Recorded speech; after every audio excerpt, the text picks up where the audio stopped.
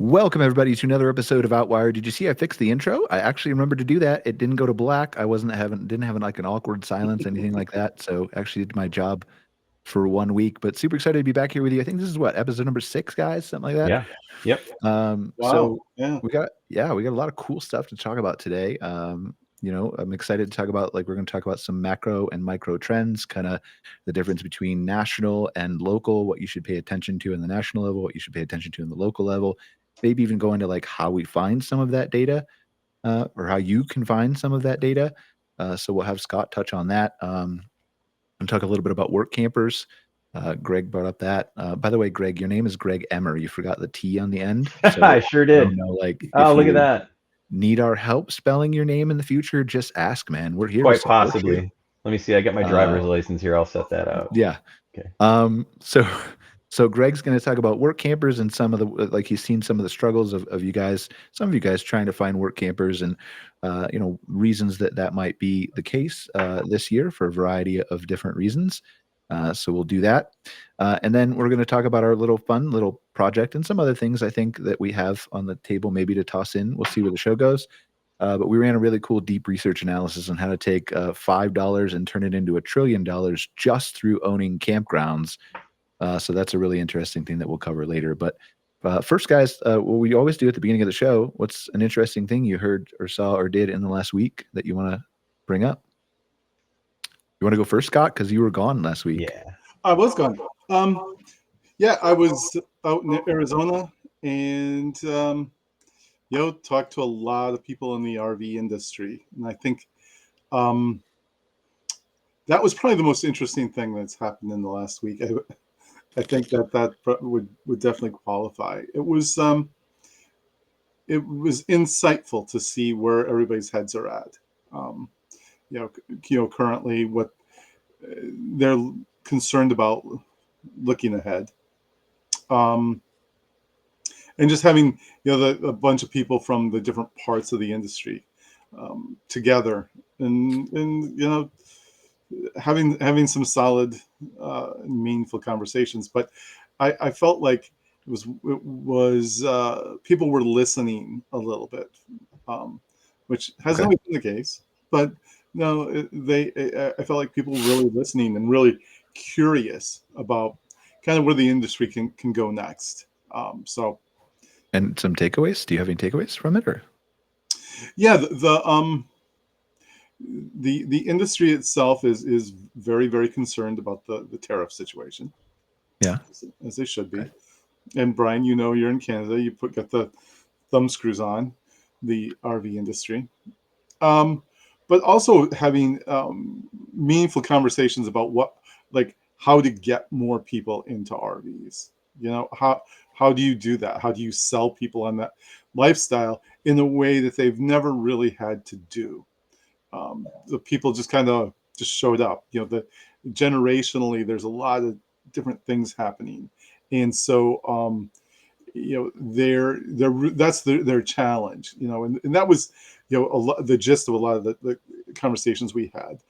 We talked a little bit about the relationship between glamping and RVing, and that was kind of my role.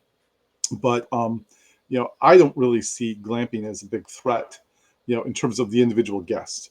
So we had a lot of conversations about that, and how what they need to do to kind of get these younger people into RVs and sell them on the lifestyle, sell them on the reasons, look at the barriers, and start addressing them. Yeah, sorry, I'm looking up something from Outwired, just the email we were talking to each other about. I'm not ignoring you, but there's something I was what was it, dock workers and something that I was going to use for mine, but Greg, you're going to go first while I find it. Oh, well, I don't know if it's as interesting as what Scott got, because that's all really totally relevant right now with what's going on, because the tariffs just went into effect. But in the last week or so, it is. So hold on, they did, but they didn't. The tariffs are not on the RV industry yet, correct? Steel and aluminum went into effect today. Yes, which is so not on the final product, right? The car product, not on the product, yeah, but on everything it takes to make them, essentially. And then Canada responded with 25% on steel and aluminum today. We don't want to talk about tariffs too deep, but right. But the finished product auto tariffs are on hold, as I understand it, till the beginning of April. Yep. Okay. For now, until tomorrow, and then who knows? Yeah, I mean, it's always interesting, right? The interesting thing to me the last week, maybe two, is at least in my state here in Ohio, the governmental entities that are getting involved in the glamping space. So, and they're not completely out of the realm of, like state parks. The national park is kicking it around. But it's something that they don't like. The Cuyahoga Valley National Park has no lodging apart from one small campground family who was fortunate enough to buy some land inside the park. They're developing some glamping on it. But the park has no lodging, unlike other national parks that have campgrounds and places you can stay. And I think that's because it's such an urban national park, right? You can drive outside the park and get a hotel room, but that's not really what people want to do. People want to camp in the parks. So there's a conservancy that's looking at adding some glamping, and then Ohio State Parks. I just because I know people in the know with the state, I found out that they're going to develop some glamping on one of their properties, a state park property down along the Ohio River. Beautiful place. They've got a state park campground already.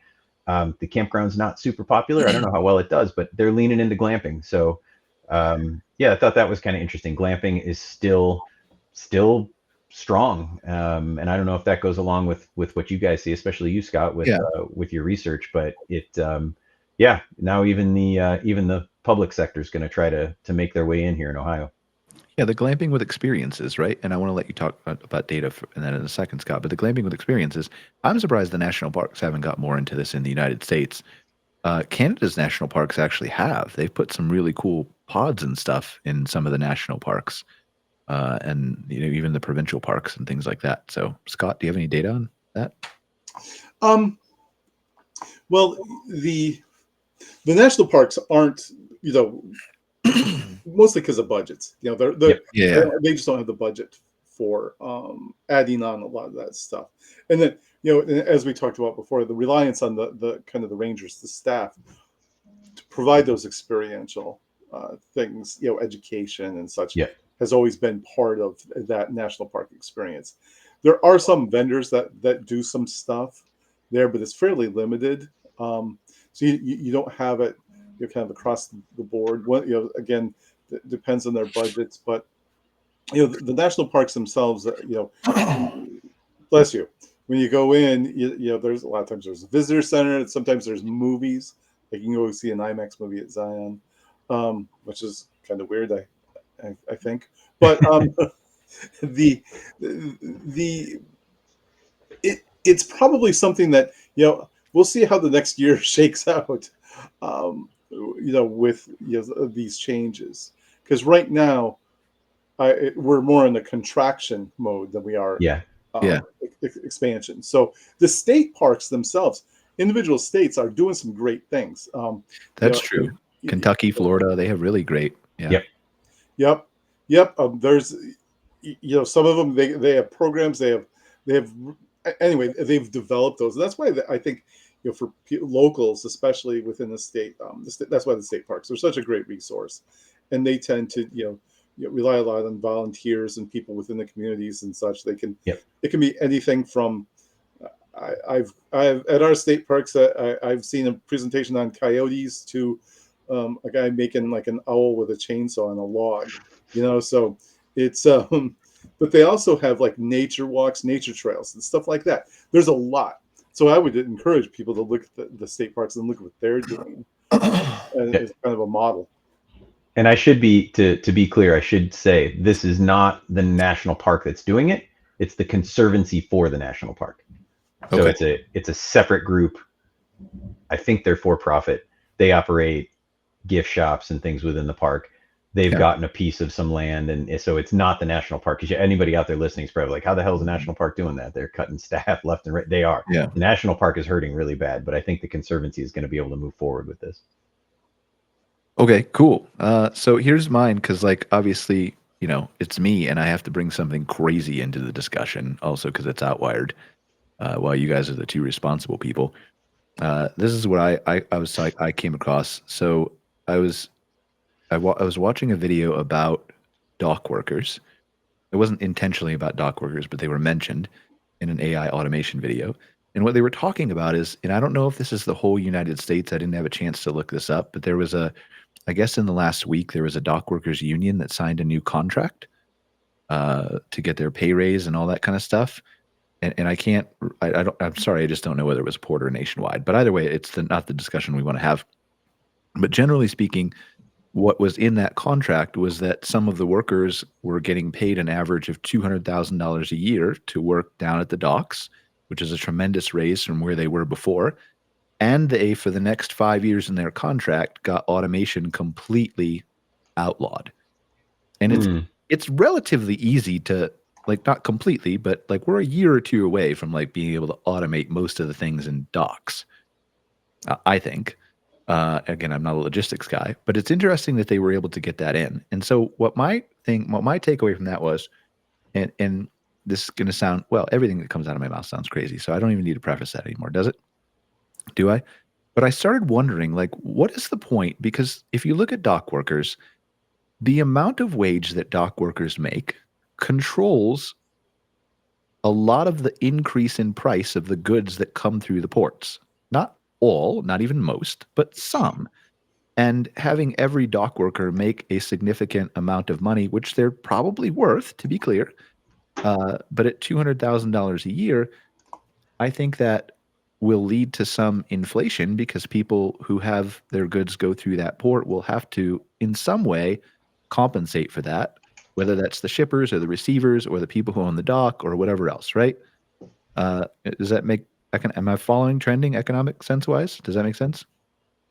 I'm just making sure Sounds like it. Yeah. okay. Yeah. Yeah. All right. I think I can follow. Yeah. So what I'm wondering is at what point, especially if we're going into a recession, economic downturn, money's tight, whatever else, and nobody's saying that we for sure are yet. I have my own opinions, but um, at what point do the people turn on the dock workers? And I'm not saying it's imminent, right? And I'm not even saying like it's going to happen in 5 years. But at what point do robots and automation become so widely available that people realize that by adding robots and automations to a place like a dock in place of workers, like right now, everybody has empathy for the workers, right? And so do I. Like, I don't want anybody to lose their job. I want them to be able to take care of their family, all that kind of stuff. Is there a point where that flips, though, to the point where the public realizes that the shit I order could be 90% cheaper if robots packed and shipped it into the cargo containers versus the humans for $200,000 a year? Is there a point where the mindset of society flips in some capacity and they're like, get out of here, humans? Like, we want our goods to be cheaper? I So think that's what I was that's thinking about. I think that's interesting, but I feel like just as a species, we're more likely to empathize with one another, right? Like I you said, agree. people are going to Yeah. empathize with the dock workers.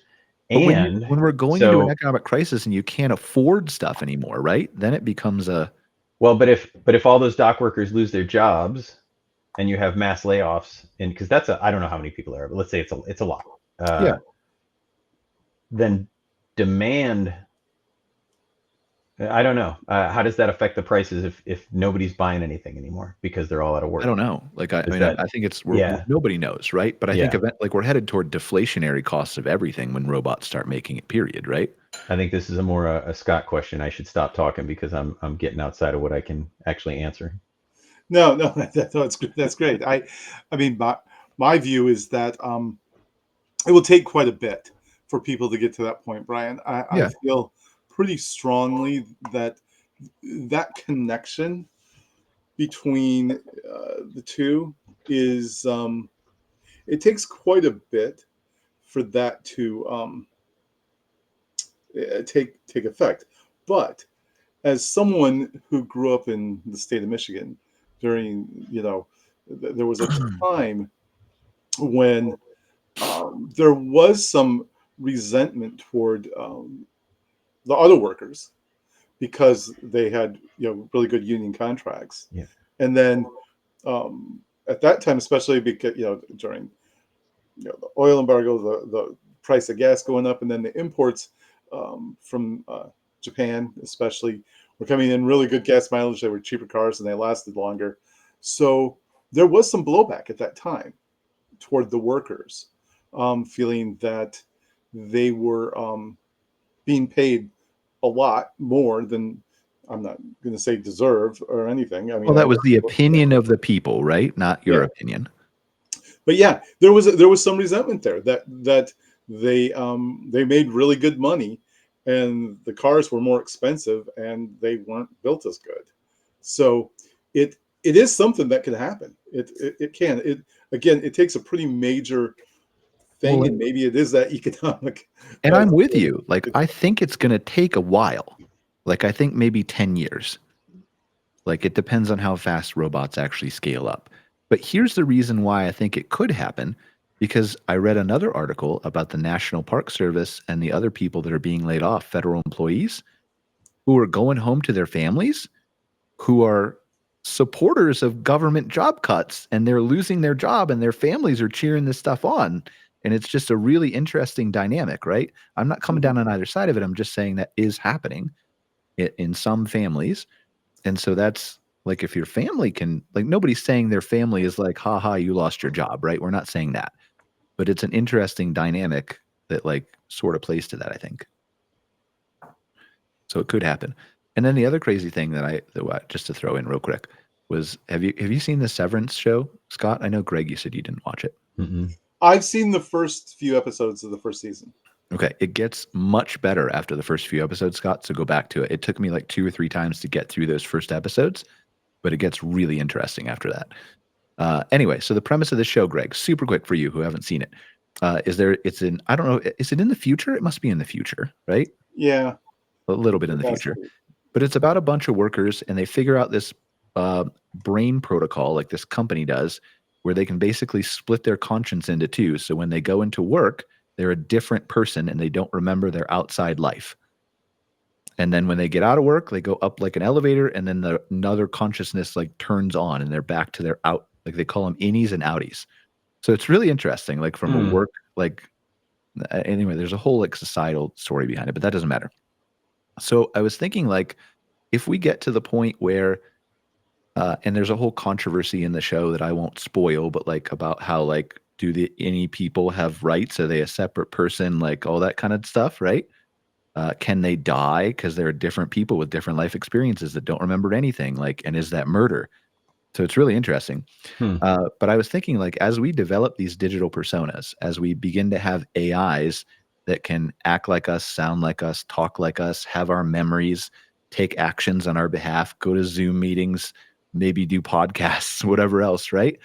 Is there a point where that becomes a concern of shutting one of those AIs down that's had experiences that you've never had, that's evolved? Like, we're not close to that now, but like maybe 5 to 10 years from now, like, are they basically the equivalent of a severed worker? Anybody want to touch that? Interesting. I mean, that's existential, like, societal change, and it will go to the fact of, like, are robots conscious, and should they have rights one day? And nobody knows the answers to that stuff, right? But it's interesting to me to think about. We don't have to talk about it for too long, but okay. So those 2 things. So let's go to macro and micro data trends. I want to, in honor of Scott, our data expert, we actually don't have a featured bird this week because Greg requested it. Finally, after 5 weeks of featured birds, we got Greg to admit that no one gives a shit except him. He actually said that in an email. No one cares. Definitely so not. we may bring it back from time to time, but we don't have a featured bird this week. Instead, we have a new segment called Data Talk. Here we go, Lisa. Go ahead. Breaking news. Numbers exist, and some people have too many opinions about them. Look at that nerd with a pie chart in hand, analyzing trends like he runs the land. He says Q4's looking strong with a 2% bump, but nobody cares, dude. Just go to brunch. Data talk. Stat. Here's a 90-page deck on why sales went flat. Graph. Chart. Let me tell you about the trends in artisanal Pop-Tarts. They got Excel sheets with 500 tabs, talking standard deviations like it's casual chat. Regression analysis proves I'm right. Cool, but when's the last time you slept at night? Data talk. Let's deep dive why millennials aren't buying bricks. Trend, plot. Welcome to Data Talk. Prepare to get lost. Tonight on Data Talk, why people who say synergy should not be allowed in society. Welcome to Data Talk. Prepare to get lost.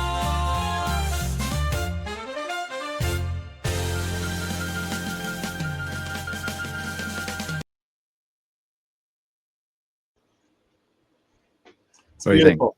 It's a great intro. It's all for you, Scott. I'm speechless. It's amazing. It's Do you amazing. use the word synergy? Do I use it? Yeah, Rarely. good. Not anymore. 'Cause we Only like if I you, wanna we like write you on the down. podcast. We'd like you to stay here for a little bit, please.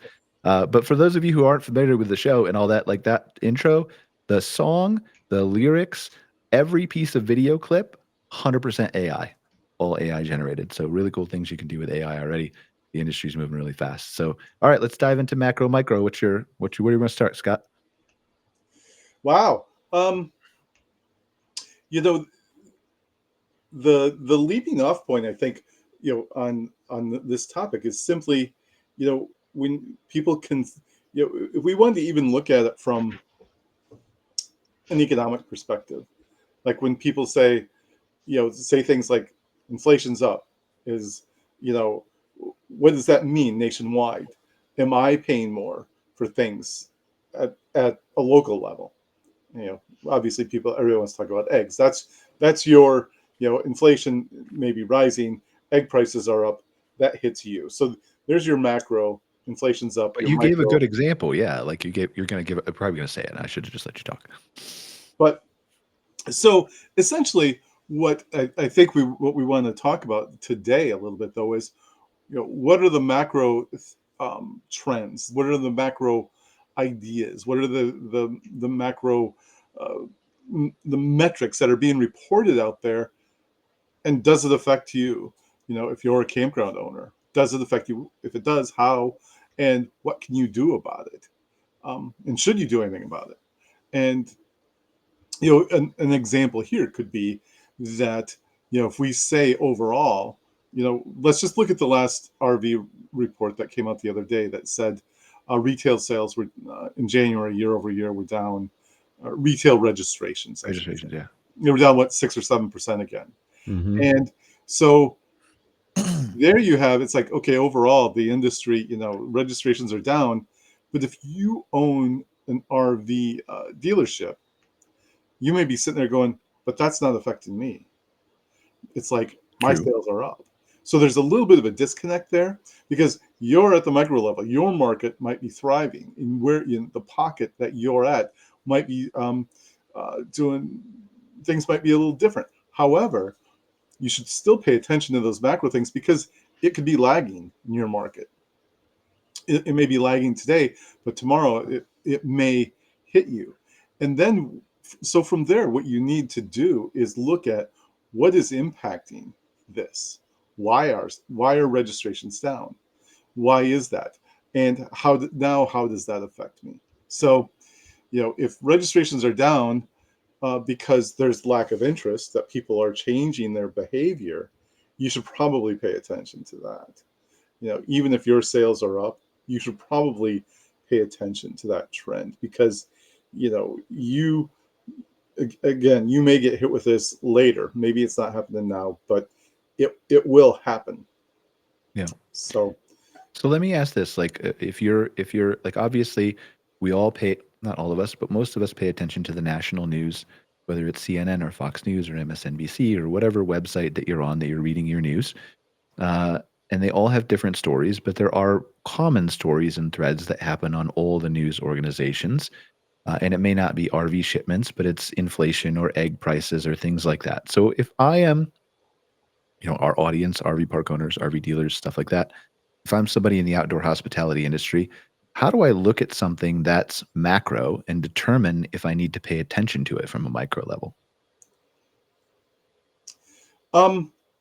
it my view on that would be, for example, if whether you're an owner or manager of a campground or an RV dealer, is what are the changing trends in, say, demographics? Like demographically, you might be seeing this trend. It's younger. It's a different generation. If or there might be changes in ethnicity. It could be household income. There could be a lot of these demographic changes that are happening nationally. So you now at your level, your micro level, needs to understand who that person is, fully understanding that your demographics are changing. Like, what does the younger person want? What are their behaviors? What are their how do they make decisions? What are their communications channels? But so let me, I don't want to interrupt you, but let me start at the macro trend level, because like lots of news comes out, right? Yep. How do I as an owner know I need to research that more, or I can push that to the side? Because there's a ton of noise and there's so little time in a campground owner or RV dealer's life for further research and deduction. Some of it is necessary, some of it can be pushed to the side. So is there an easy, I feel like the answer is no, but I'm asking you because you're the expert. Is there an easy way to say, like, maybe that impacts me, I should look at it closer? I think what the solution there is that you need to do your own research. Maybe use AI to feed in a couple prompts and ask, describe your business. Here's my business. Here's the national trend. How could this impact me? I mean, you should ask yourself that question and try to answer it yourself anyway, because you know your business better than anyone. But that's one approach, right? I think that's at everyone's fingertips right now. I'm going to go keep talking and like talk about some macro or micro data trends and some of the other ways that you can spot importance. I'm going to actually look up the RV business article and see if I can get it to spit out something. Okay. I mean, Greg, as someone involved directly with campgrounds, I mean, what's your process? How do you approach that? Well, so I think it's really interesting what you just pointed out. The owner, the operator, the manager, your business better than anyone, right? But because of that, you've also got all your own biases. So you've got these giant blind spots about your business. And so your idea of using AI, or you can also, if you don't want to type a prompt, maybe you go to your state owners association meeting. I was just at the Ohio meeting, and you bounce things off people there and you see what they're feeling from different parts of the state. But that's typically my process is probably more anecdata than actual data, because it is a lot of that. It's a lot of surveying campground owners and getting their feedback directly from them. But I always wonder what those blind spots are, what they can see, what they can't, because they have their own feeling about their property, and they're never going to see it like someone, with third-party perspective, that's a lot of times why they hire us at Camp Strategy, right? We bring that third-party perspective. Mm-hmm. But half the time, man, I'm not going to lie, I end up wondering do I have it right? Because the data, to your point, it skews so differently if it's macro or micro. You gave a great example about eggs, right? You were in Phoenix and they were how much? Yeah, that's what I was trying to get you to say. Oh, yeah. They were like $10 a dozen. Right. And I believe the comment was for really not great eggs. Not very good. Right. Not very good eggs. But you can go down the street, because you live in a rural area. You can find somebody locally that'll sell you like free range eggs for $5, $6? Or less. There's someone here that does it's $4. Okay. All right. So there you go. Man, I need to come see you. Those are we're not seeing that here, but even still, like, I can do the same thing. I can find a local hobby farm or a local farmer who's got a little like honesty box at the end of their driveway, and I can drop $6 and I can get a dozen eggs free range and bring them home. Maybe I got to clean them up, but that doesn't bother me. I'd rather have that for good eggs than $10 for the grocery store eggs that you wonder how far they got shipped and how long they sat around. And so yeah, I'll even find myself wondering, am I getting this right? Because let's look at go ahead, finish, please. I'm sorry. No, that's it. It just what are my blind spots? What am I missing out on? Because I see the macro and I see the micro, and it ends up being this, not like a negative feedback loop, but it just, okay, I see this, I feel this way, but then I read this, I feel another way, and it feels Yeah. like I'm going in circles half the time. Like you post in the Facebook group or I post on LinkedIn, right? And then like everybody says, well, I'm up. My park's up for the first few months of 2025. And most of my clients are right now. They're Same year here, over year. right? Their reservations are up. Yep, same here. I'm seeing that too. I'm just worried about the other trends that I'm seeing. So we'll see. Like I hope I'm wrong. But anyway, let's look at this. Lisa, do you want to click the button here? Okay. And then can we just make it bigger? All right. So I put this in the prompt. I read this article the other day, and the data is from a national level. How do I know if this is going to impact me if I have a campground and just made up Michigan? Macro versus micro data. What do I pay attention to? How do I know if these things are important to me? And so it said, understanding how national trends impact your Michigan campground involves analyzing both macro level data, national statistics, and micro level data, local or state specific information. Here's how you can approach this. Macro level data. The RV industry has experienced fluctuations in recent years. For instance, total RV registrations in 2024 were 356,518 units, a 6.9% decrease from 2023. This decline indicates a potential softening in the RV market nationwide. And the micro level data is focusing on Michigan, the RVDA, Recreational Vehicle Dealers Industry. Sorry, RV. Is that a thing? Is RVD? Oh, I was thinking it was giving an acronym. Sorry. I was like, that's not RVIA. What am I reading? It's projected to grow to $1.9 billion over the 5 years leading up to 2025, which is now. This growth suggests a robust local market for RVs, which could positively influence campground occupancy rates. I don't know how accurate that is. Now, with everything changing, I want to hear your opinion on that in a second, Scott. Additionally, the Michigan Department of Natural Resources announced fee increases for state park campsites and overnight lodging effective August 1st, 2025. Modern and semi-modern campsites will see nightly rate increases between $4 and $10 depending on location and amenities. These adjustments aim to enhance visitor experiences. So implications for your campground: competitive pricing. With state parks increasing their fees, your campground may become more attractive if you maintain or adjust your rates competitively. Market positioning: emphasize unique amenities or services that differentiate your campground from state parks to attract campers seeking alternatives.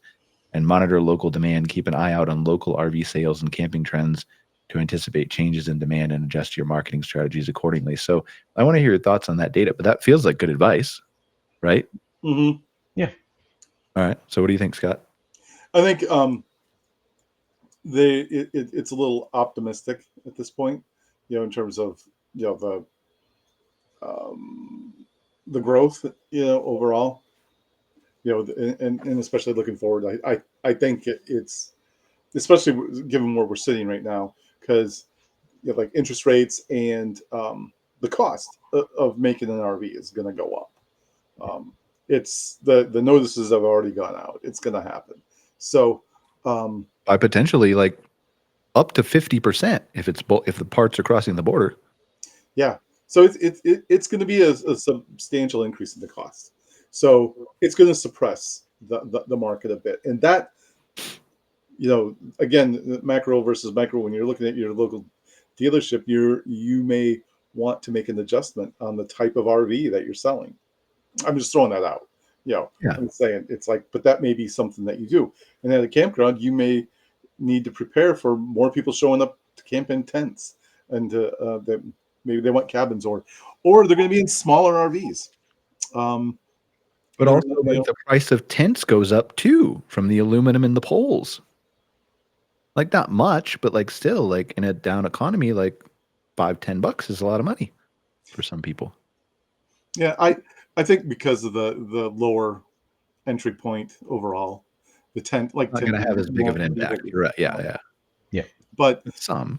But I do think that people will buy smaller RVs. I think that's coming. I mean, right now people tend to buy a little bit smaller anyway. Was it like 60% of the RV market is units under $25,000? So it's it's already skewed that direction, and I think this will do that even more. So when you think of that local market stuff, I don't, everything being equal, I don't think that it's that optimistic even for the state of Michigan.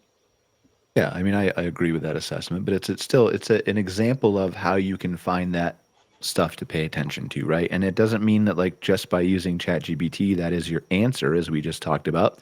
It doesn't mean your research is done, but if you're a busy campground owner, like this is way better to like ask the question and have this extra paragraph of data than it is to not have it and either think completely negatively or think completely positively or think the wrong way, period, whatever that way may be.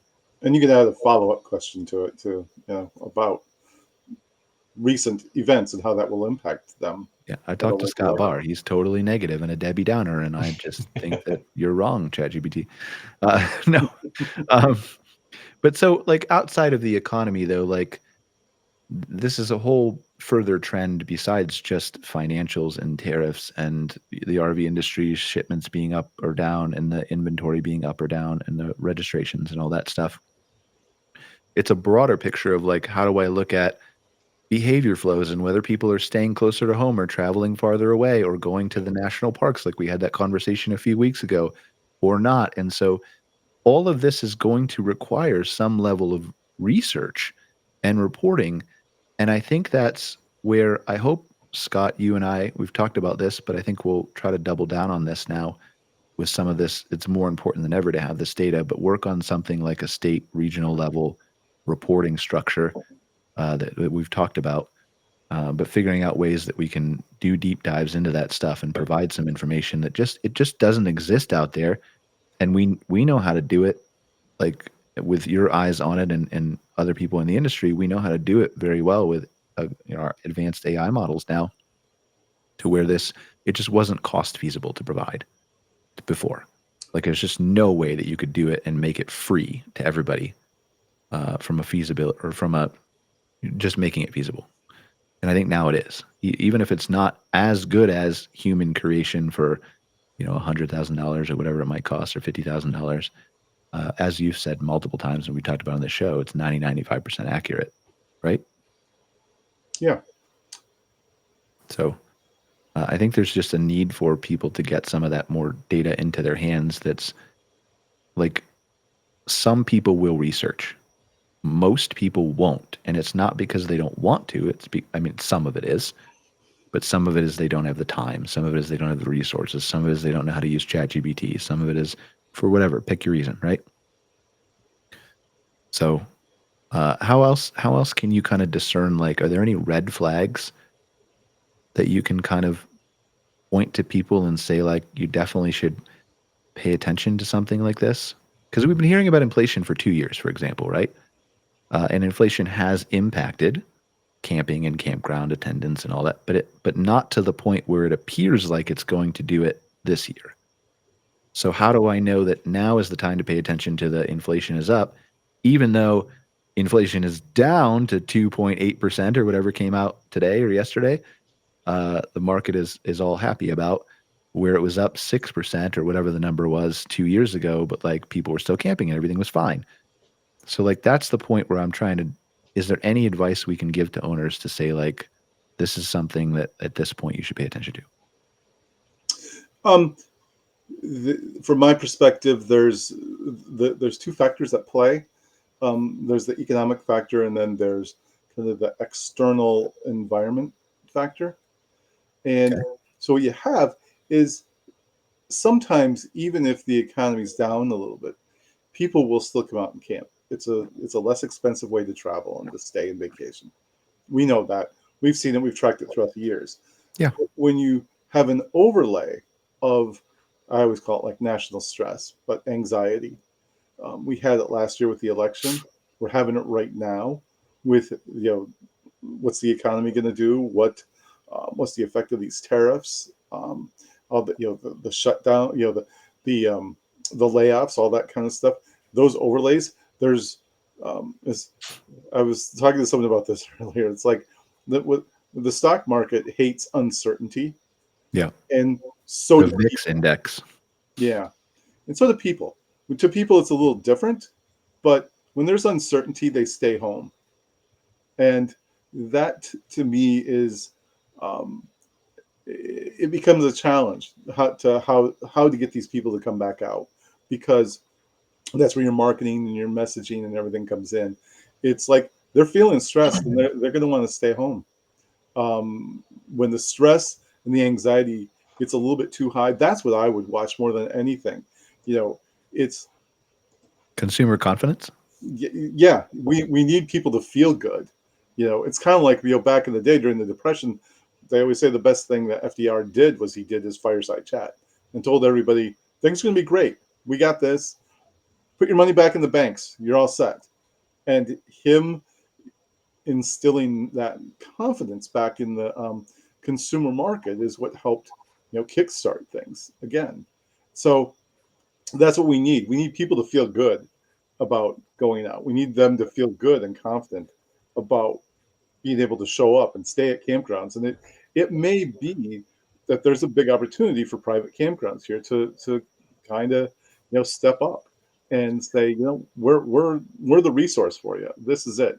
Come out here. We're going to relax. You're going to do things. You're going to forget about all that other stuff. You're going to forget about it for a weekend. And I think that's great. I think there is an opportunity, but again, you've got to be able to see both the macro and micro level to understand when to take advantage of that through your marketing or other channels, right? I did look up the Consumer Confidence Index. I know it plummeted last month, but it was last released in February 2025. It declined by 7 points to 98.3, marking the largest monthly drop since August of 2021. This decrease was driven by consumers' growing pessimism about future business conditions and employment prospects. The Expectations Index, which reflects consumers' short-term outlook, fell to 72.9, dipping below the 80-point threshold that often signals an impending recession. So, I mean, there's your answer. Like, pay attention. Like what Scott, you're saying, pay attention. If, obviously to all economic factors, but if you have a limited, narrow window, maybe pick something like consumer confidence. I think the consumer confidence, to me, it's the easiest to understand, and but it's emotional. It's an emotional measurement. It's like, and that's what drives behavior. How do they calculate it for people who don't know? I don't know all the metrics that go into consumer confidence. We'll find out. You're going to find out right now, aren't you? Yeah, we're going to find out right now. Because I'm not sure that I know. The U.S. Consumer Confidence Index, published monthly by the Conference Board, is calculated using data collected through a monthly household survey. Here's how the calculation works. Approximately 3,000 households across the U.S. are surveyed each month. Respondents answer questions about current and future economic conditions, employment availability, current and future, personal financial situations, plans to purchase durable goods, cars, appliances, and homes. The survey specifically targets two major areas: the Present Situation Index, current conditions, and the Expectations Index, which is the short-term outlook in the next 6 months. The scoring system is responses are categorized into 3 types: positive, good, neutral, normal, and negative, bad.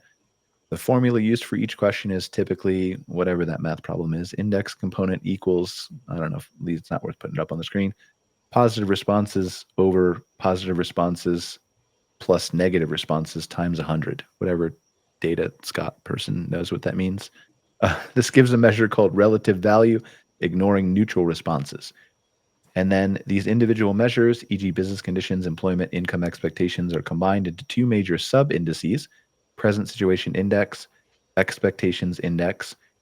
Each has multiple survey questions averaged together, and the overall Consumer Confidence Index is calculated using weighted averages, 40% Present Situation Index and 60% Expectations Index.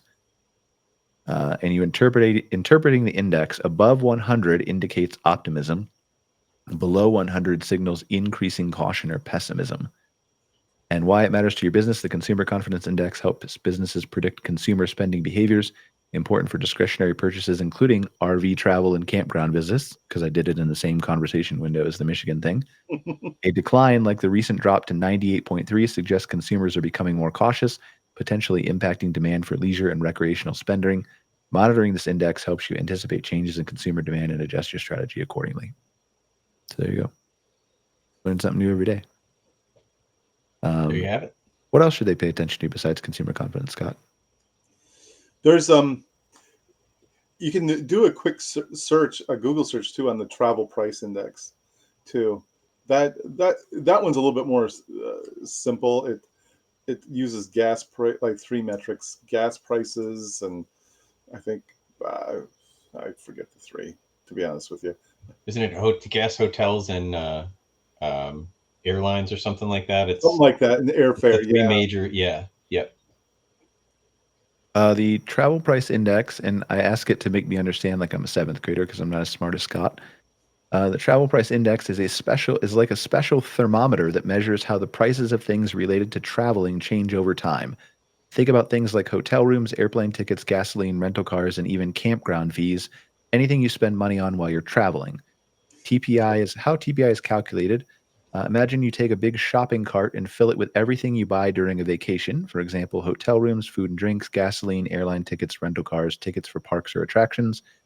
Next, experts do 3 easy steps. They first pick a base year. They choose 1 year as the starting point. Let's call it the base year. And they give this year an index value of 100. Then they check the prices every month. Every month, the experts look into how the prices of those vacation items change compared to the prices from the base year. Then they calculate the index. If prices go up compared to the base year, the TPI goes higher than 100. And if prices go down, the TPI goes below 100.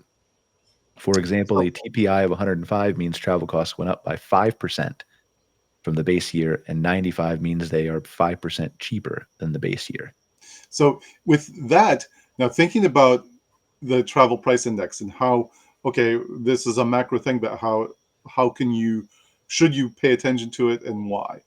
I think you should. And I would say if you are a campground owner operator, that if this goes up, plan on more local travel. Plan on more people in your area. They're not gonna travel as far. They don't want to pay as much. They're less likely to fly.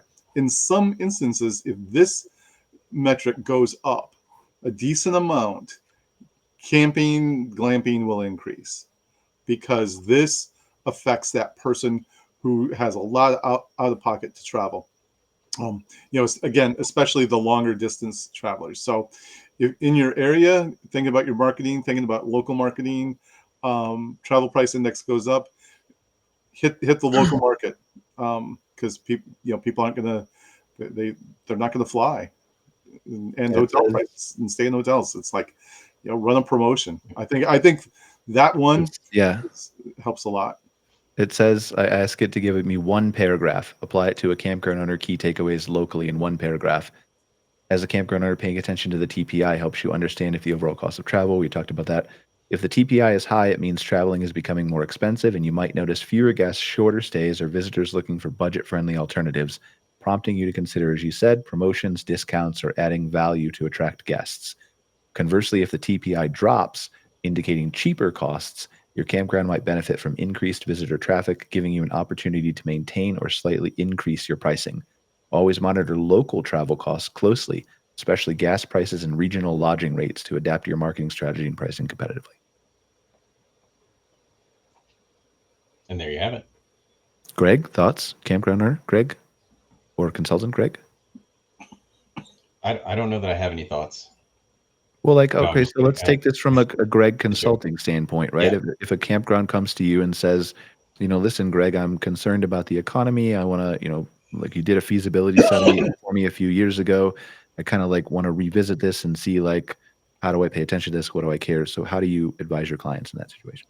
Yeah, and the whole time Scott's talking, I'm sitting here thinking about it. And we've definitely touched on this a little bit. My experience was that I was close to metro areas, so I saw the addresses on the registrations getting closer and closer to my park. They were the lot more from in my zip code and surrounding zip codes, and a lot fewer from farther away. So, if you are that park, if you can be a destination park, if you can be, everybody just go out tomorrow, switch over to being a destination park, get near a population center, just pick your place up and move it. If you are one of those type of parks, if you are, why am I still doing that? If you are within a couple of hours of a major metropolitan area, try to siphon those people off. They're not going to want to go as far. If you're one of those parks that's, in, I think I mentioned on another show, Holstein, Iowa, and you're just, you're a jumping off point as East Coasters are trying to get to Yellowstone and Glacier and the Black Hills, you're going to have a tough year potentially. You still are going to want to change your marketing. You're going to try different specials, discounts, but how do you get those folks off the East Coast to spend the money on the fuel, take the time to travel all the way out to Yellowstone? That's a lot tougher sell. So you're certainly geographically and physically limited that way. And in those cases, you may just buckle up and decide to run things a little more austere and hope that people do get off their backsides and make that trip across the country. Because what other choice do you have? But if you go are pick one them of up those in a parks, helicopter. yeah, right. You could always start heli tours. Invest in your business. You got to spend money to make money. That's right. Absolutely. Yeah. Go get a second, third, and fourth mortgage to pay for that helicopter pilot fuel and insurance, and start flying them out there. It's all about the experiences we've talked about. It is. And that is experiential hospitality. Let me tell you, you start flying people out in a helicopter. It's a win-win. We should do it. You should do a report on that, Scott. I'm on it. All right. But yeah, like it is going like, and for the same reasons that we talked about national parks, right? I'm very concerned about those places along the road to national parks, too. We did the numbers between 30 and 60 minutes of the national parks, I think is what we ran on the show a couple weeks ago. Like, and these are the same people, same kind of parks that suffered during the pandemic, because yes, everybody was camping, and yes, that was the only thing you could do, right? You can get outside, and the greatest, everybody was buying kayaks and bicycles and tents and RVs, and everybody was going camping because you could do it. But they were staying closer to home because everything was really expensive. Yeah. And people didn't want to be, 20 hours from home if the pandemic hopped to another level or something crazy happened. So they stayed closer to home. So while a lot of park owners, it's often talked about that like the pandemic was this boom for camping, and it was, but not for everybody. There are a lot of park owners out there that really suffered through it. And they're the same type of parks that will likely experience the downturn more if we have one now. They're gonna feel it more than the local parks. At least that's the way I see it. Scott, would you say your data bears that out as well? Yep, absolutely. Yeah. It's like, where you're located, all these things. I mean, what I try to do is look at some of these indices, and then kind of bump those up against some real behavioral data. For example, I did an analysis of national park visitation since 1960, and looked at each election year to see what happened. So I looked at those to see what the impact typically is in an election year, so you can see what happened the year before, the year after, and it was real that in most election years, national park visitation was up. And I think we saw that last year. I think national park visitation was up substantially. So, it kind of played out. And you get a campground can do the same thing. You could take travel price index and look it up and get, maybe some monthly figures or something like that. And then look at your registrations on, and kind of correlate them. Just literally look at the two and see, are they related? And if so, by how much? It's actually a fairly, just a little, you could do a little spreadsheet, put the two together, and just see, as the TPI goes up, do you go up or down? As consumer confidence goes up or down, what happens to you? And I know a lot of people don't have a lot of time for that. And, there's a reason Brian did that intro to Data Talk, because it's easy to get needs on it, and to maybe in some cases oversimplify it. But that's something you could do, and that's something that almost anyone could do. Just with you don't even have to have a spreadsheet. You could write it down. Look at a few extremes. Just write them down. Here's what what was my year-over-year change, and what was going on now. Now you're going to be able to really identify if these macro trends and results impact you at a local level. Okay, cool. Let's switch. Sorry about that. That may have been a little much. No, that's a great idea, man. And if you need that report, you call Scott Barr. He can run that for you. Absolutely. Like I've heard, if you want to give out your address, like I think you can if you just send an anonymous check to the address you're about to hear, a report will just appear.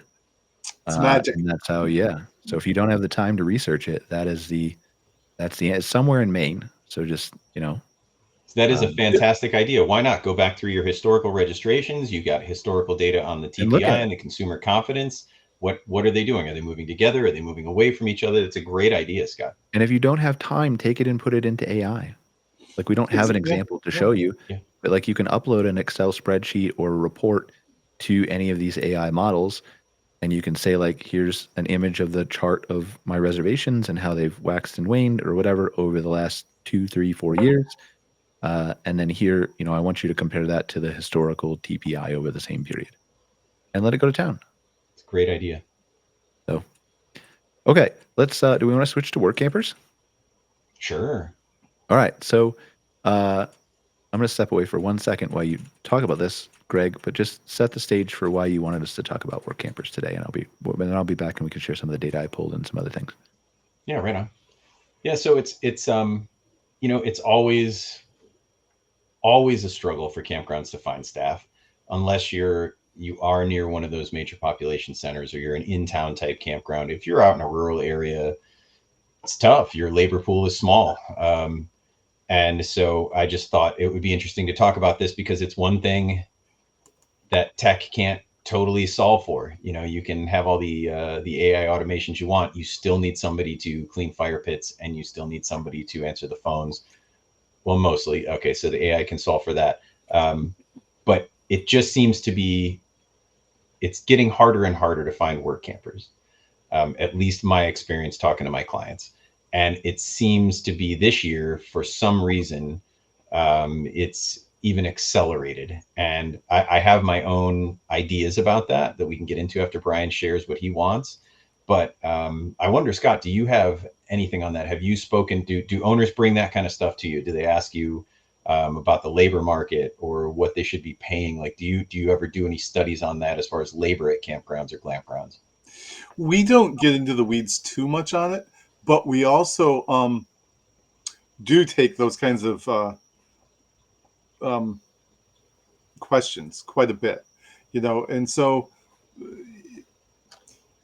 it's a challenge across the board. I mean, I think every campground owner I've ever spoken with says the same thing, Yeah. and they do. But you know what? I've seen a lot of is the campground owners kind of comparing notes and sharing ideas, best practices, because some people have some creative stuff that's worked, but it's kind of market by market too. Like what Definitely would work here in Maine probably wouldn't translate, to Ohio maybe. So. Yep, absolutely. Very macro versus micro. Look at that. We went full circle. And our fearless leader is back. What did I miss? And that just what I expect. You're talking about the difficulty finding work campers, and we were actually discussing whether or not the Holy Roman Empire was holy or an empire. We decided neither. Well, that's interesting. Do you want me to weigh in on that, or should we just talk about work campers? I think we should probably keep going. I don't ever have good ideas. It's not a good topic to talk about. Okay. So for work campers, what have you covered real quick? Give me a 10-second summary. Just about how difficult it can be and how AI can't really solve for somebody being out on the campground. Robots are not out in campgrounds yet. You still need people to do your work. And it seems to be every year it's a struggle, especially if you're not near a city or a town. This year it seems to be extra hard. So why do you think that is? I have no idea. I have educated. I shouldn't say I have no idea, but I do think that part of the problem is that there is still a mentality around work campers that, somebody should just be grateful to have a campsite and they should work 30 hours a week for that campsite. And that's all they should get. And that's very old school, very old school. It's also probably not legal given labor laws. I mean, you take the cost of your campsite, you put in 30 hours a week, you do that over a month. You're probably not paying a minimum wage.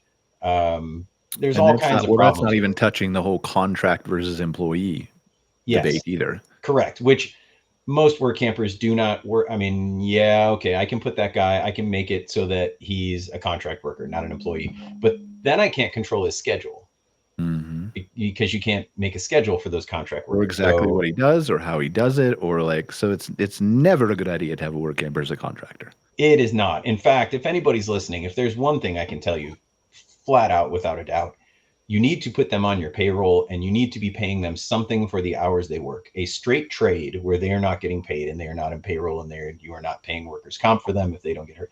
Please don't do that. Please put them on payroll, pay them something, be paying into workers' comp.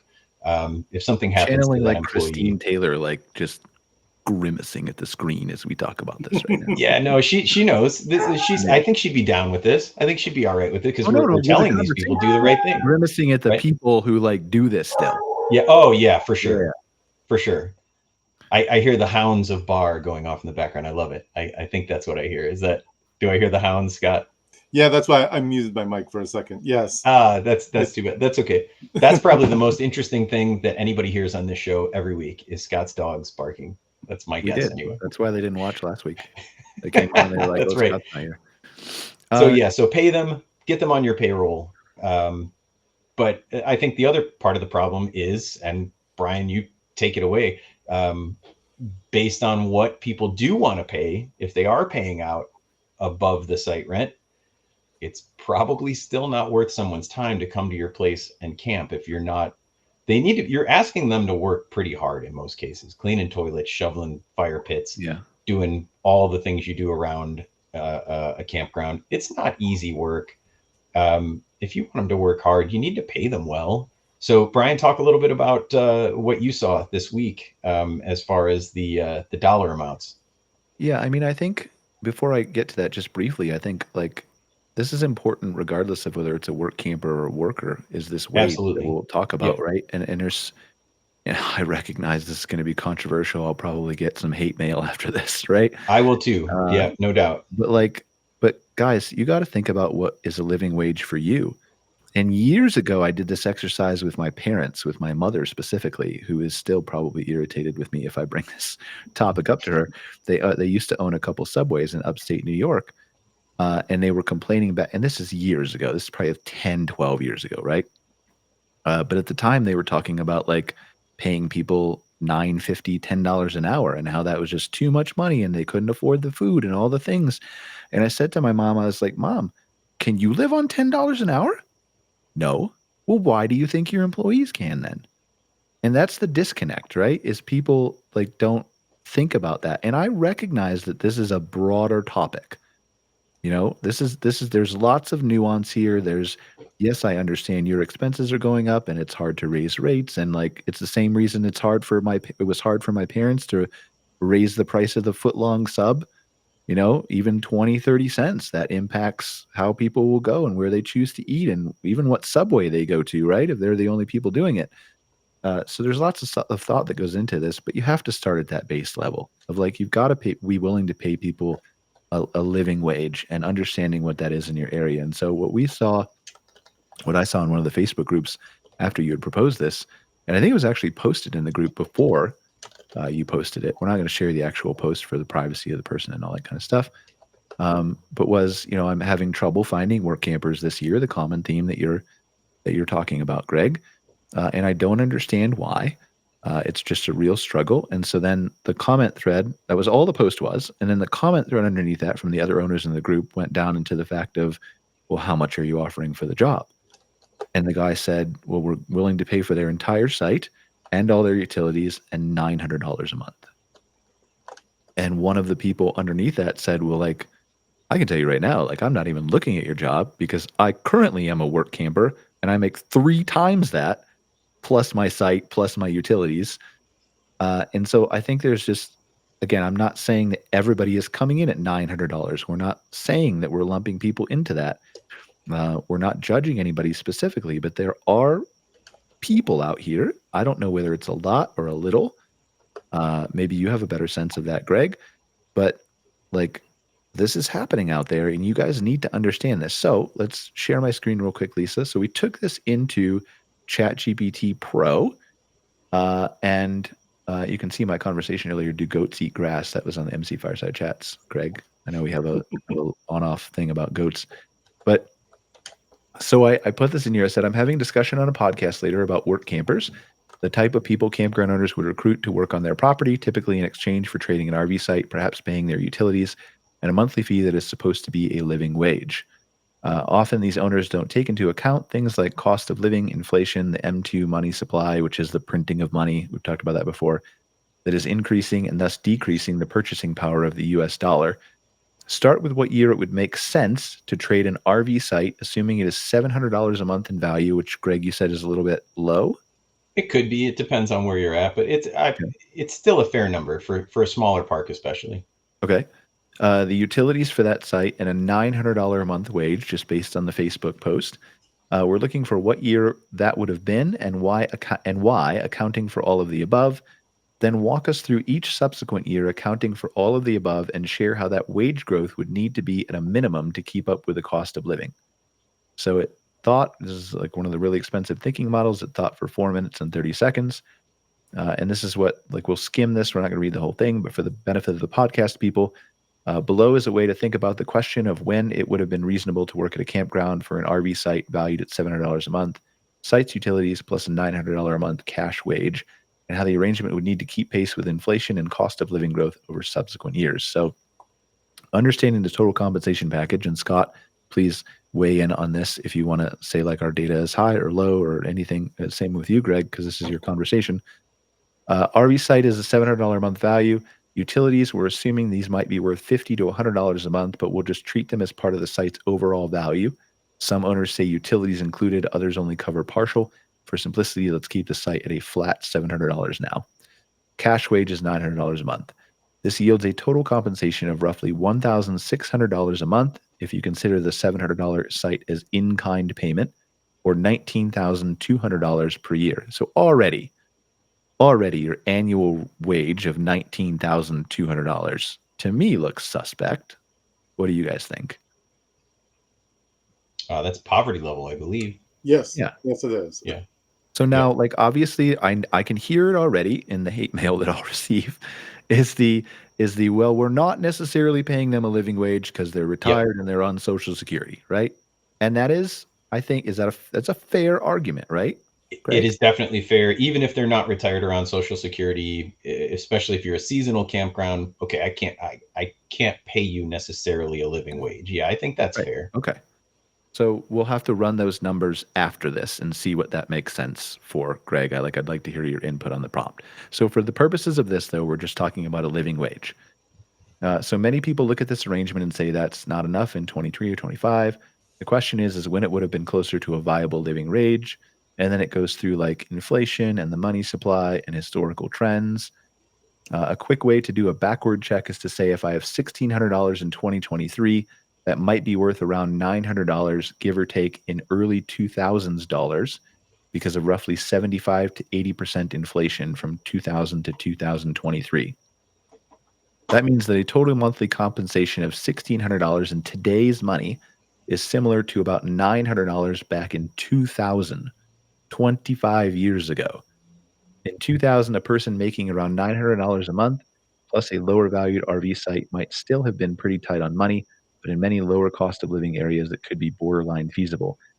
In 2005 or so, $1,600 in 2023 might be equal to around $1,100 to $1,200. Because living wage is subjective and region specific, most people looking at historical data would say that arrangement feels more in line with a workable deal in the early to mid 2000s than it does in the mid 2020s. So that's, for sake of illustration, let's pick 2003 or so as the year that might feel somewhat more fair. So what do we think about that assessment so far before we go on? I can't believe the year 2000 is 25 years ago. It's the first thing. Yeah. I don't know where the time warp happened, but sure. Yeah. Otherwise, I feel like that. I mean, if the numbers in there are right, this makes perfect sense, and it really illustrates the point. I mean, $900 a month if you're working 30 hours a week, which is what most owners expect from their work campers in order to earn the site, is like $750 an hour. Yep. I think. So, and that's not accounting for the site, of course. That's just the 900. But yeah, that's a pittance. Any thoughts, Scott? Or No, I agree with Greg. I think. Okay. Yeah. So then we have just the year-by-year adjustments. We're not going to go through every year, but just looking at this stuff, inflation costs, it breaks it down year by year. For those of you watching the screen, you can kind of see this scroll by and pause it if you want to look into more detail. But where it ends up is like if you go all the way down to 2023 and 2024, the new total accounting for inflation should be $2,728 a month. That includes your site. Which is That really value is $700. interesting. That's really interesting because you just said that the work camper that responded said, I'm making about 3 times Triple. that. Yep. And There this you have it. calculation, what started as $1,600 in 2003 to simply keep pace would be closer to $2,700 or $2,800 a month by 2024. If you're still offering a flat $1,600 total in 2024 or 2025, you're effectively paying the same as $950 to $1,000 in 2003 dollars, which most would not call a living wage by modern standards. And then bottom line, and here's the summary soundbite it gave me for the podcast. Then what do we do all this talking for? We could I have just don't gone to this. We could, a decade or two ago, getting $700 a month plus $900 cash might have made sense for budget-minded work campers. But since inflation, rising M2 money supply, and skyrocketing housing costs have cut the dollar's buying power, the same $1,600 a monthly package needs to be more like $2,700 or $2,800 just to keep up. Otherwise, campground owners are effectively paying their workers 2003 level wages in 2025. So now how do we figure out the Social Security thing? Okay, let's say... Well, and that changes a lot because if you start earning too much, right, it kicks out your Social Security. So there's definitely a side to that. And that actually might be why a lot of parks still do just straight up swap their site, because they're hoping to grab those folks that are already on. That could be part of what sort of holds down the work camper wages. I never really thought about it that way, but a lot of the folks are retired. They're older, but there has been a huge influx of, especially during the pandemic, it really kicked in. And now it seems to be more common than ever, of younger people like traveling with their kids and work camping, homeschooling the kids. That's much more popular than it used to be. And those folks are going to, they need to earn a living. They don't have Social Security to worry about, and they've got extra little mouths to feed traveling with them. So does this make sense? I'm going to put this in here and let it think. But let's say I'm not paying the cost of living, but I'm a seasonal campground open only for 6 months and accounting for attracting those short-term wages and maybe retirees and Social Security, et cetera. Sure. Okay. All right. We'll let that think. What are some other reasons besides pay do you think people are struggling? I think a lot of folks really struggle with where to find them. I don't think a lot of them realize that there are social media forums where those folks gather. I don't even know about where this is funny. I'm talking about how people don't know where to look. I don't know if Work Camper News still exists as a publication. But that was, do you know, Scott? Are you familiar with them? They were a really common place that people would go. It was a magazine, and you had a job, you could put it in there, and they discussed, they'd write articles based on full-time living in your RV and working at campgrounds and what to expect and what not to expect. It was a whole publication written around this. I'm going to Lisa's looking it up right now to see if. Okay, I was going to say, I think Work Camper News or Work Camper Magazine, but they can be hard to find. If you're a KOA franchisee, you've got a great resource at your fingertips. Just open your mic, Lisa, and tell us. I see workcamper.com. Okay, so that's probably the same. Yeah, it's still around. Okay. Thank you, Lisa. So yeah, still around. But yeah, it's hard. Because for the same reason that we've talked about, and you're the expert here way more than I am, but for the same reason that we've talked about attention shifting from the searches to AI and to social media and to all the other places it's fragmenting in, the same thing is true of the people looking for work. They're everywhere too. And so while Work Camper News might still be popular, probably is, it's not probably popular among that younger demographic like you were talking about, or the people who haven't grown up with the site, so to speak. I don't know how other way to phrase it, but you understand what I'm talking about, right? Yeah. Yep. Who aren't in the circles where it's being passed around. So it's tough. Like obviously you can't just advertise for a regular job. I mean, you could, but you're not going to spend the couple $100. I spent $600 last month advertising for a new website dev on LinkedIn, right? It's expensive. Doesn't make Yeah, sense and for you to do that. work campers are not going to LinkedIn No. post their Like resumes. Indeed or any of the. It doesn't Yep. make sense, I think, for you to put it there. So I don't know where you find that stuff. It's really very niche. interesting.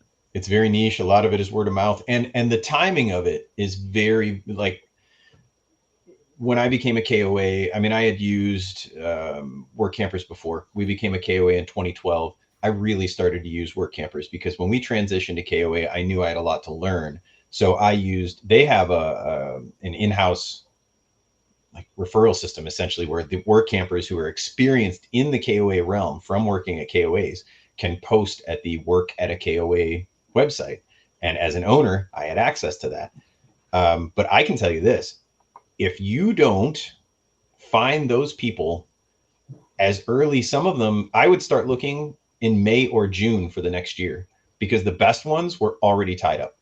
Mhm. And some of them are tied up 2 and 3 years out because they're so good. They have such a long, I mean, just wonderful list of referrals and skills specific to the KOA system, that you would have to try to get them a couple years out.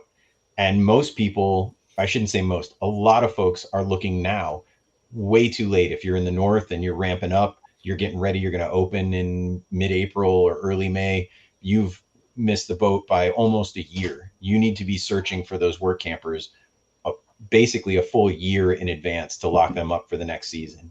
But then the work campers do themselves a disservice too. Some of them will take a job with you. Oh, sure, Greg, I'm in. They'll sign a contract, and then 2 weeks later they get the job they really wanted at the Glacier Yellowstone, and I never hear from them again. Or it's touchy. It can be difficult working with work campers. It can also be difficult for the work campers working with park owners who don't deliver on what they're promised when they get there and the site's all mud. Because typically a work camper is pushed on the worst site in the campground, right? I don't want to give up my good site. I have to rent it and make money from it. So there's a lot of nuance to it, but the timing is another big thing for owners. If you want work campers for this season, you probably miss them if you're in the north, but start looking for next season right now. Contact those people, see if you can get them on a contract, or at least just even get their attention.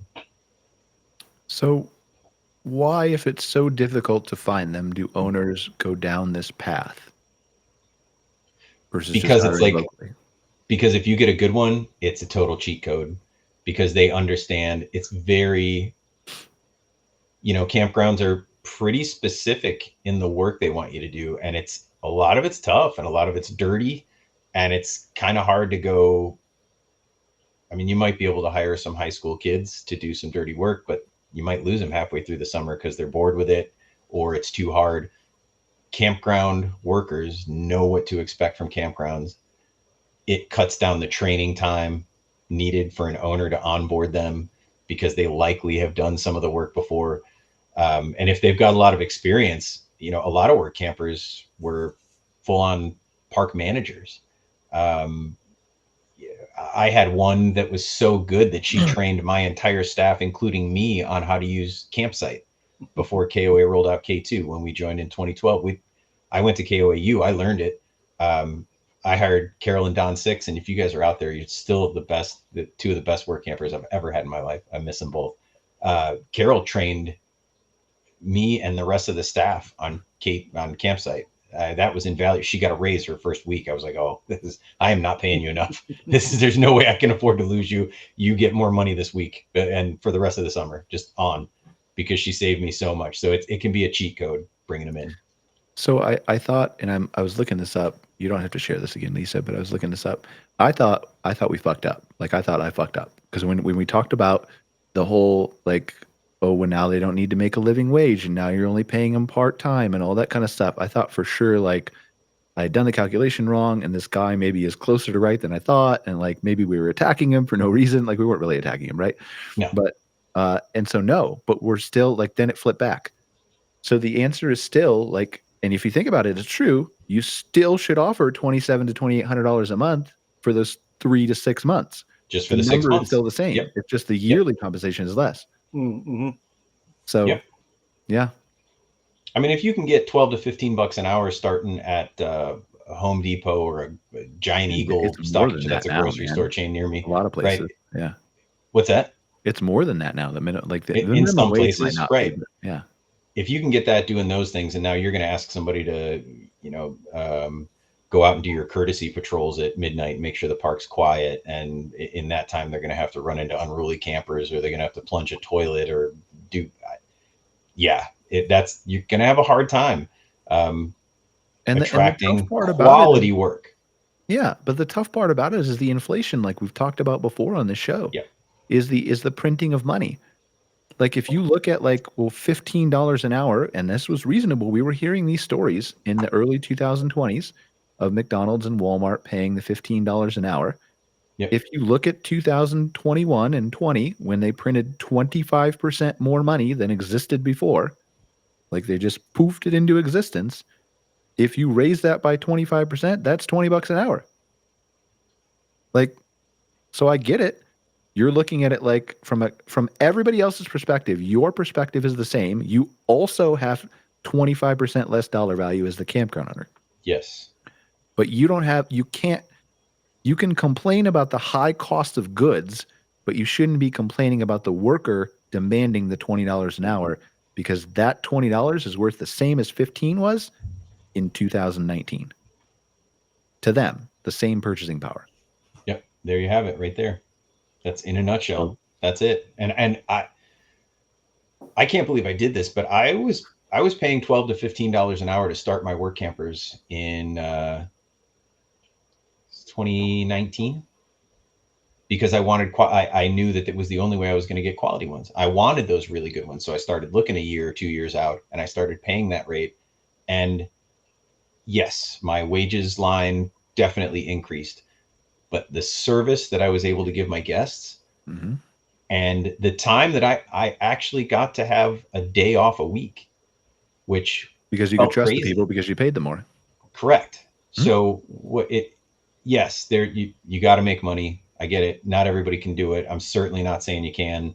I feel like I'm wading into the hate mail arena here too with some of this, For but sure. it's you just have to really, really drill down on what it's worth to you, and what are the other benefits. Yes, maybe that line increases, but what are you able to deliver to your customers if you've got that rock star staff? And what's it worth to you to keep them if you've got them? Because maybe you get them in, maybe they decide, okay, they're going to take a flyer on you at $11 an hour or at 900, and I'm going to win this guy over in a few weeks. He's going to see I'm worth it. And you don't offer him anything more, and he's gone around July 4th or something. Now what? Now what is that really worth to you? So there's a whole other conversation to have here, but yeah, the fact of the matter is there's tough to find, but I do really feel like a lot of it is because they're not getting what they're worth. Yeah. Really, I really don't think And so. like, And I honestly, like, again, I'll open myself up to more hate mail. Like, good on them for knowing their worth. Yes. Like, Yeah. sorry. Like, good on them for knowing their worth. Absolutely. And honestly, don't you want somebody who knows their worth to be there? Like, because they're going to care more. Generally speaking. They're exceptional. True. Scott, you guys both have employees. Scott, do you have how many people do you have working for you? On any given day, but 5 or 6. Okay. All right. And do you Not find, know, I like, mean, you don't know. They come in and maybe they work, maybe they don't. Or... It's some of it's ad hoc. Oh, okay. Okay. All right. So yeah, so you guys both know what it's like. I mean, you've got a staff, and we don't need to get into like other industries and what you pay and what. Clearly, I'm not asking that anyway on air, but yeah, it's every business owner's biggest struggle, because typically speaking, on that P&L, what's the fattest line? Wages, almost always, especially in a campground. Yeah. But it's not necessarily the place you want to go cutting either. You want that quality help. Yeah. I mean, there's efficiencies for sure, right? But that again, that no one on this show, I think, is ever going to argue that human touch is important. Even as I say, robotics and AI, that human touch is always going to be important, I think. Yeah. Unless you're specifically marketing like I'm a robotic campground, right? And that's my thing. But okay, do we have anything else that we want to talk about before we flip to the $5 trillion thing? I don't think anything's as interesting as $5 trillion. Yeah, let's do it. All right, cool. So Lisa, you want to share my screen real quick? So here's what we did. I used this deep research tool on OpenAI. And I just said, I want you to think deeply, long and hard, in great detail about how you could turn $5 into $1 trillion. But the catch is you can only do so through saving enough to purchase your own RV park or campground, and then through owning multiple RV parks or campgrounds and managing their incremental additional revenue sources. You have no constraints in your creativity and no limits on the method or tactics you can take, except nothing you do can be a crime. This should take place in 2025, current year, through any year in the future. The plan can and should include all kinds of future technology that might be available in the near or long term.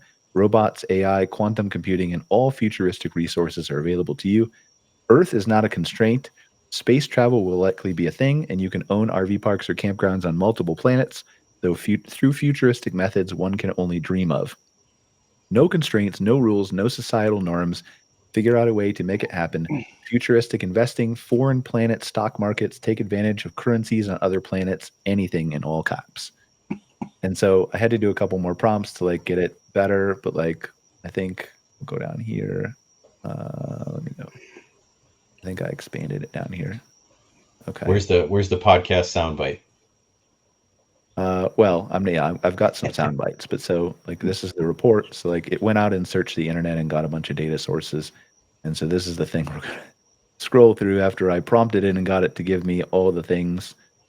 And so then I had it take it into soundbite or like break it down by different data points. And we can just briefly run through that stuff. Man, that's long. Okay. Oh, we're on phase 5 now. That's longer than I thought. Okay. And then just break it down by audience. Okay. So I think this was the first one. Okay. So I think we did phase 1 and 2, and then I had it break it down more down below. So step 1 is the big idea. So turning $5 into $1 trillion, step by step, highlighting the thing to do and reason to do it, clearly documenting how each phase logically builds wealth. So step 1 is the big idea. Start with a single $5 investment in a website domain focused on camping and RV content. Reason it's the cheapest and quickest way to enter a profitable niche without needing upfront capital. Okay. So I guess you could like probably buy that like a sale. GoDaddy has sales, like $1.99 a domain, something like that. Why camping and RVing? Because we told it to, probably, but low startup costs, high profit margins, 20% plus, growing interest, 60% of U.S. households now identify as campers, stable and evergreen industry. So phase 1 is $5 to $15,000 in the first year. The initial step is use your $5 to buy a domain name on discount. I actually didn't know I was going to say that. Create a simple blog using a free hosting platform or promotional first year free hosting. Extremely low cost startup, near zero overhead, minimal risk. AI-driven content creation, months 2 to 6. Generate content rapidly using free AI tools like GPT-4 Trials, Bard, or open source AI to write SEO-optimized articles about RV travel, campground reviews, and camping gear. Aim for 100 articles in 3 months. Reason is the SEO-rich, high-quality content attracts organic traffic fast, positioning your site for monetization quickly. Monetization and initial revenue, months 3 to 6. Monetize through Google AdSense and camping gear affiliate programs, Amazon associates. With around 10,000 monthly visitors, realistic with good SEO, you'll earn $150 a month by month 3, and then scale to $750 a month by month 6 as your site grows. The reason is it creates cash flow quickly and validates your model early. So I think this is reasonable. This is fair. Are we with so far? Mm-hmm. Okay. All right. So then accelerating growth and scaling revenue, months 7 to 12. Scale your content aggressively to over 300 articles. Improve affiliate content with higher value items, camping gear and RV accessories, and implement stronger SEO strategies. Monthly visitors could reach 100,000 per month by month 12, generating roughly $2,000 a month in revenue. Now you have a consistent revenue stream, proving the method and creating seed capital. 7 is the end of phase 1. After a year, reinvested profits yield around $15,000 saved, and you've transformed a trivial investment, $5, into a substantial seed fund, fully bootstrapped. Now, I feel like already we're going to lose a lot of the people who are like, get rich quick, right? If you're in this for get rich quick, like you're not going to be here long term. Like I'm an overnight success, 16 years in the making, right? Like this takes time. You got to put your heart and mind into this stuff and plan it out. So phase 2 is $15,000 to $100,000, year 2 to 3. So acquiring your first campground, year 2 start. Use the saved $15,000 to buy a small, inexpensive piece of rural land, 2 to 5 acres, suitable for camping, ideally near popular outdoor areas, national parks, or tourist routes. Land is tangible and holds appreciable value, providing a stable investment. That's going to be hard to find something that cheap. I'm with you. You could if you looked hard enough, like in a rural area, you could. Right? Maybe it would be hard. Potentially, but that's a giant pitfall right there. We see people struggle with this a lot. But let's so for the sake of the another exercise, year and you have $30,000, right? Whatever the math right. is. So maybe you have to scale it higher. But whatever you do, if you're out there listening and you want to buy land for a campground, it's just because it's rural and pretty, it doesn't work that way. You got to have people willing to come to it. So just call me before you do it. We'll have a quick conversation. Yeah. But it does say ideally near popular outdoor areas, national parks, or tourist routes. Yeah. So again, this is easier like before camping got really popular and after COVID. So develop a minimally viable campground. Spend strategically on basic infrastructure. A simple dirt road or path is $1,000. Basic solar power setup for lighting is $1,500. Portable toilets $600. Autonomous lawnmower and robotic maintenance $1,000. And basic security and automation tools, camera and AI check-in for $500. That's not like, I mean, it's going to be ugly. It's not going to be pretty, but it's a hip camp. It's potentially a hip camp at this point. Yeah. Okay. Yeah. All right. The reason is keep startup costs extremely low. Tech and automation dramatically reduce ongoing labor costs, enabling unusually high margins. 200% ROI possible in the first year. Slide 10, generating initial campground revenue in year 2. Launch a campground with about 10 primitive camping sites, charging $20 a night. Average 50% occupancy, 5 sites a day, about $100 a day, $3,000 a month, or $36,000 a year. Operational expenses are minimal, $6,000 a year, leaving $30,000 in profit annually. So your revenue jumps from $2,000 a month online to $3,000 a month from physical property. This is a significant leap in business validation and capital growth. Are we with us so far? Mm-hmm. Okay. Sure. Reinvest profits into expansion. Take 80% of the profits, $24,000, plus any surplus, $2,000 left over from online income, totaling $26,000, and open your second campground. Slightly more developed, potential RV hookups or simple cabins. Now multiple income streams from 2 properties. End of phase 2. By a year 3 end, 2 campgrounds generating $100,000 annually with $70,000 in profits. Reason your small initial investment is now a stable 6-figure business. Are we together still? Okay. Not easy, but doable. Hard, but doable. You disagree? I don't think it's not super realistic, but I'm curious to see where it goes. All right. Anyway, like it's not scientific, right? Yeah. Yeah. But still, like if you adjust these numbers a little bit and maybe extend out our timeline at the end, like this is all still theoretically doable. All right. So phase 3 is $100,000 to $10 million in years 4 to 6. Rapid expansion. I think this is where I ask it to, let me go down. I think I ask it to expand. All right. So phase 3, going from $100K to $10 million. Identify and purchase your third campground using existing profits. Introduce premium camping amenities, semi-permanent glamping structures, $5,000 each, renting at $150 a night. Autonomous cleaning robots, $3,000 each. Solar-powered automated showers at $2,500 a unit. And drone-based security patrols at $2,000 a drone. Not bad, right? Develop a mobile app leveraging AI predictive analytics with GPT-5 or similar tech by 2028 for advanced campsite management, dynamic pricing, maximize profits by adjusting to demand, and real-time customer support. Initial development cost $15,000. That's pretty fair for an app. Although you could probably do it with AI for a whole lot cheaper now. Expand aggressively. Repeat campground acquisition model by buying cheaper rural land, investing $50K each. That's more reasonable, right? For cheap rural land, $50K than 15. Again, you're still going to have to get lucky, but grow to 5 campgrounds, generating total annual revenue of approximately $500K to $750K by the end of year 5. Begin leveraging automated construction technology, robotically assembled cabins or modular tiny homes for $10K each, renting at $250 a night. Each campground is now capable of generating $250K annually. This gets easier as technology goes on. So like in the beginning, I get you. I'm with you, Greg, that's a little bit like hard, right? If not nearly impossible. So you have to adjust those numbers a little bit. But as technology increases, as robots become more available, as AI, again, lets you develop a $15,000 app, for example, for like the equivalent of $50, which I can do right now. I can give you an app, right, for $50 that's generated. Yeah. Then what you're going to see here becomes a whole lot more feasible. Begin leveraging automated construct. Oh, we did that already. Achieve 15 to 20 total campgrounds by year 6, each averaging profits of $200,000 annually. After automated maintenance, profits approaching $4 million a year. Do you want to do this yet, Greg? No, I'm still out. Thank you. Okay. Drive through. But you're going to make $1 trillion, man. Integrate AGI for fully autonomous campground operations, removing labor costs nearly entirely by year 6. At some point, Greg, on a show, we should talk about that crazy automated smart thing that we ran. Remember that idea that we had? Yes. Of not actually calling it an RV campground and reclassifying it. That would be interesting. I got to go find it. So removing labor costs entirely by year 6. AGI controls security, check-ins, guest experience, maintenance, and supply chains. This is actually feasible. If you're talking about year 6 by 2030, 2031, this is very feasible. You guys will think I'm crazy.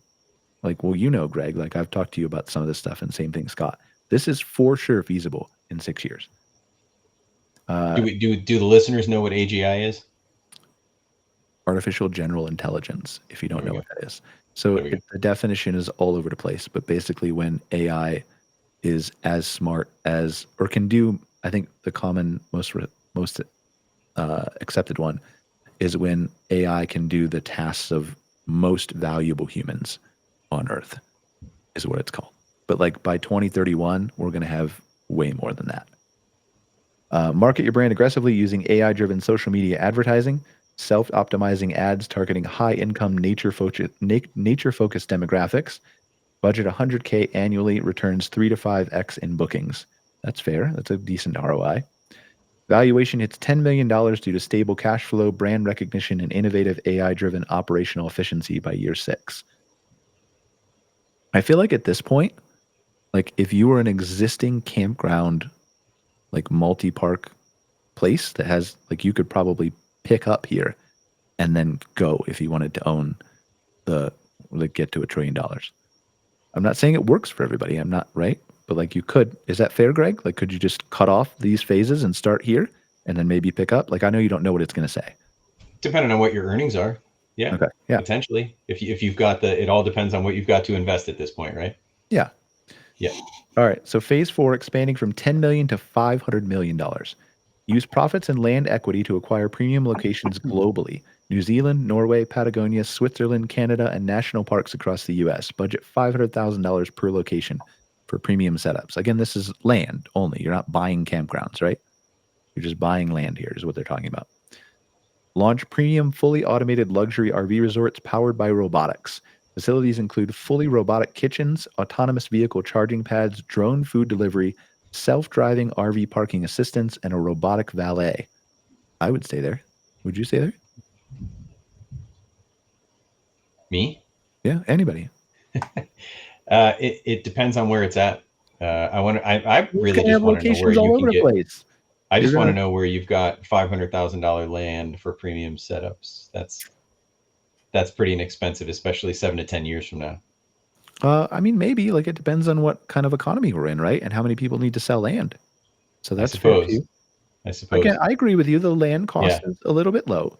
They're a little low throughout this. Yeah, that's been the biggest surprise. But you can still like take those numbers, swip them out, and like this plan still works with different numbers. It just might take longer. Mm-hmm.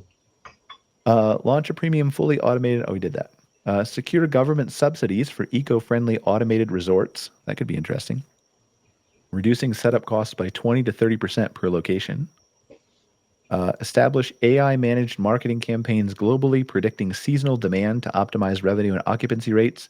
85% plus occupancy achievable through predictive analytics. I probably agree with that. Depending on the economy and who has money to spend, which is a big unknown. Revenue per location now $2 million annually due to premium pricing, optimized occupancy, minimal labor costs, and exclusive amenities. Grow the network to 100 premium resorts by year 9. Total revenue around $200 million annually. Create a decentralized autonomous organization-based rewards program using cryptocurrency and blockchain called Camping Coin. There you go. I've actually talked about this to parks, about creating a blockchain-based reward system that incentivizes repeat bookings and community engagement, boosting loyalty dramatically. That's a whole nother conversation, but it's actually really interesting. Valuation reaches $500 million by the end of year 10 due to global presence, tech leadership, AI-driven efficiency, and strong brand power. Are we with it here before we go to space tourism? So scaling to space tourism, $500 million to $100 billion, years 11 to 15. Formulate a detailed lunar habitat concept, fully automated robotic construction, partner privately with SpaceX for lunar transport, no equity partnership, simple vendor-customer relationship. So you pay SpaceX to take the stuff to space, right? Invest initial $50 million into lunar habitat infrastructure. That seems reasonable, maybe. I don't know. With construction costs falling because of robots and 3D printing, that's probably reasonable. Into self-inflating modular habitats with AI-controlled climate systems, robotic 3D printing for structure building using lunar regolith. What is that? I don't even know the meaning of that word. What is that? Does anybody know? I don't. All right. We'll We'll find see out. something cool. Sell high-value pre-bookings to wealthy tourists and corporations for $20 million per seat, 10 initial seats covering $200 million in initial revenue, funding secured upfront. Leverage autonomous robots for ongoing lunar surface operations, rover transports, robotic maintenance drones, autonomous greenhouse modules for food supply. Achieve profitable lunar operation by year 13, with annual revenue exceeding $200 million from lunar tourism and corporate bookings. Expand the lunar site with luxury modules, astronomy domes, low-gravity sports areas, VR-linked lunar walks. Premium packages are $25 to $50 million per stay, booked years in advance. That's interesting. And not unheard of, depending on how niche it is, right? Not unheard of. People are, how much did they pay to go to space? It was like $200 million or something to go to space in the Blue Origin stuff? I don't remember. Anyway. No idea. It's a lot. It is a lot. Yeah, it's a lot. There you go. That's if you got to ask, you can't afford it, right? That's. I mean, yeah. Begin replicating lunar habitat model to Mars. Initial Mars setup cost is $500 million, funded via lunar profits. Autonomous ships transporting robotically controlled 3D printing equipment, fully AI controlled. Valuation climbs exponentially to $5 billion by year 14, due to being a first mover in off-planet hospitality. Somebody is going to do this. Somebody will do this. I see one thing in here. VR linked lunar walks. Yeah. But you're already on the moon. But you're already on the moon. This is sort of like the IMAX movie at Zion that Scott was describing. Right? Like, you know what you don't need an IMAX for? You just go outside. It depends on the equipment and the safety, and yeah, I mean, I don't know, like whatever. I'm just here to punch holes in it. All right, that's fine. That's what you're supposed to do, right? But I feel like that doesn't impact the plan if you don't have VR lunar walks. So yeah, you just send them outside. Martian colonization and beyond, $5 billion to $1 trillion, years 16 to 30. Fully autonomous Martian resorts established in years 16 to 18. Premium adventure tourism, selling seats at $75 million to $100 million each. AGI fully controls life support, safety, and luxury experience. Establish secondary Martian economic ecosystem by introducing Mars-specific cryptocurrency, Mars Coin, becoming the default currency for tourists and Earth-based corporations investing in the Mars economy. Begin exporting Martian mined rare minerals, fully robotic mining operations back to Earth. This is what Elon's doing, by the way. He's trying to land something on a thing and mine from an asteroid. Back to Earth, AI-managed shipping and logistics, adding billions annually to your revenue. Develop proprietary robotic workforce and AGI-based intellectual property. Licensable robotics tech, AGI hospitality modules, autonomous habitat technology, licensed globally and off-planet, generating billions in annual royalties. Valuation rapidly reaches $50 billion by year 20 due to a monopoly on Martian tourism, mineral rights, intellectual property, and technological dominance. Are we fair with that so far? Like, if that happened, that's fair, right?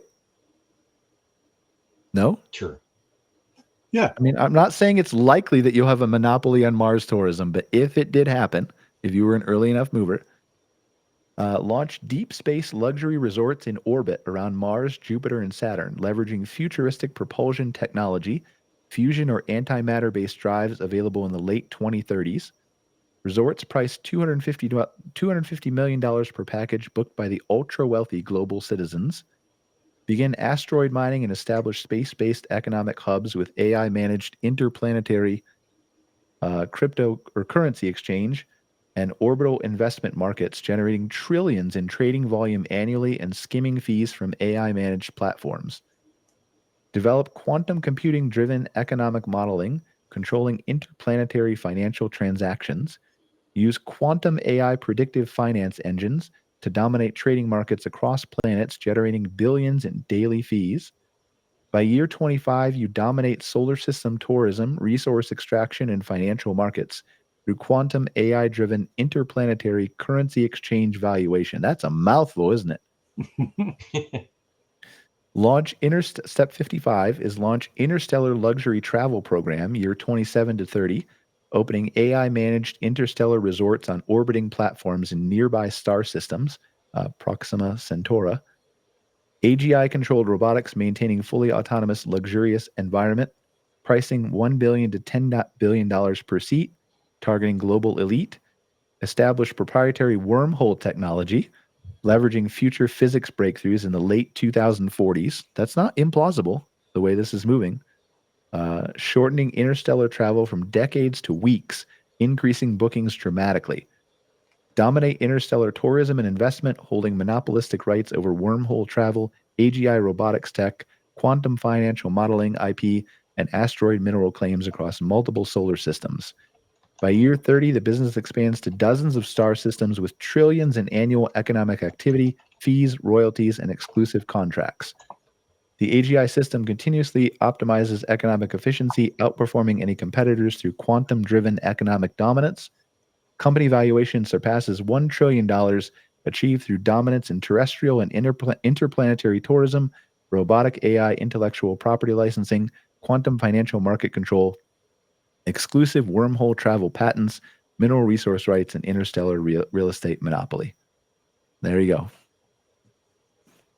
Somebody is going to do that. Somebody will do that. And most people, including me, will sit here probably and not do it. But whether that's Elon or somebody like him that we haven't heard of yet, if that's Marriott, who knows, somebody is going to dominate travel that way, and they're going to make trillions of dollars in the next 30 years. Mark my word. I can go back in time to an even simpler plan. December 16th, 1998. South Park aired the Gnomes episode, and if anyone remembers the Underpants Gnomes, Phase 1, you steal underpants. Phase 2 was 3 question marks. Phase 3 was profit. I think that's a much simpler and easier to follow. Yeah. I'm just saying, I don't know that it may not be as plausible as that. Easier to follow doesn't lead to $1 trillion, man. Like, this shit takes hard work. You don't know. Phase 2 is still 3 question marks. So you don't know what profit is. That's all I'm saying.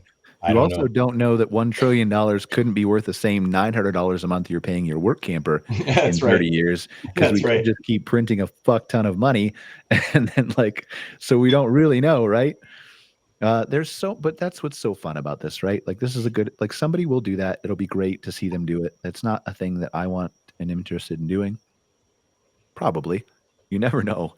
But it is interesting to just think about the future.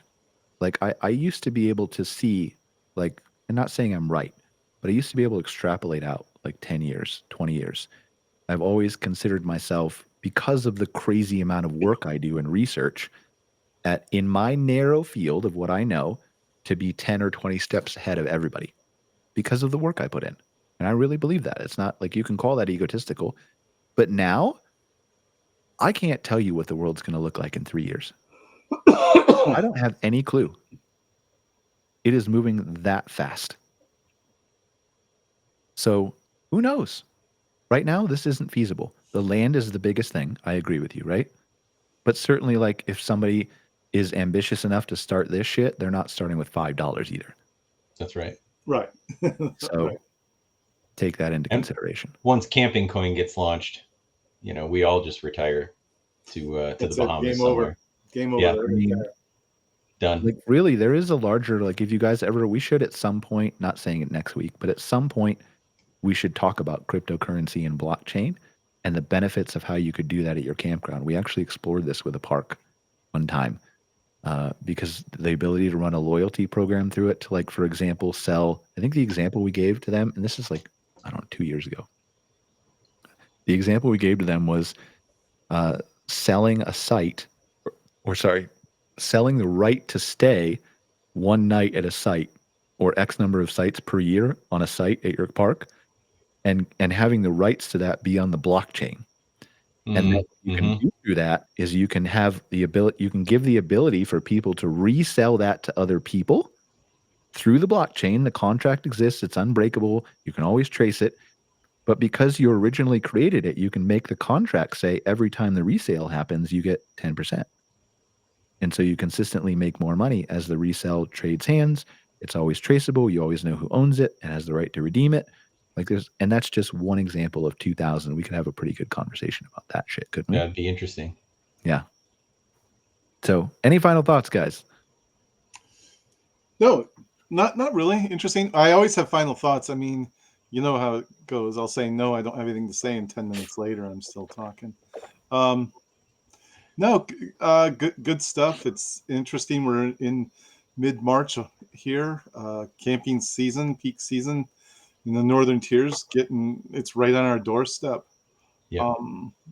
Lots to consider in the next few weeks for a lot of folks, and it'd be nice to maybe talk about, in a future episode, maybe next week, about how what if you're a campground owner manager, what should you be doing right now? What should they be doing? Where should they be? And like, what do you think that, like, how do you think that conversation, because I'm open to talking about it, but like, what do you, just slightly break it down a little bit for me. Oh no, just like, where should you be in the planning process right now? Oh, okay. All right. And then let's assume that a lot of people are behind, and move on from there. I mean, everybody is. I'm behind in my business, right? Like, you're always perpetually behind. We all are. Yep. My light burned out over me today too. That's why I'm so dark and mysterious right now. I think it suits you. Although, did you notice in the intro for the data talk, you look really skinny? I know I did. I need to get back to that. I mean, you're not that far off of it. Like, I don't think. Are you? I'm retaining water. Yeah, that's it. Yeah. You should drink more whiskey. That helps. It does. It dries you out. Yeah.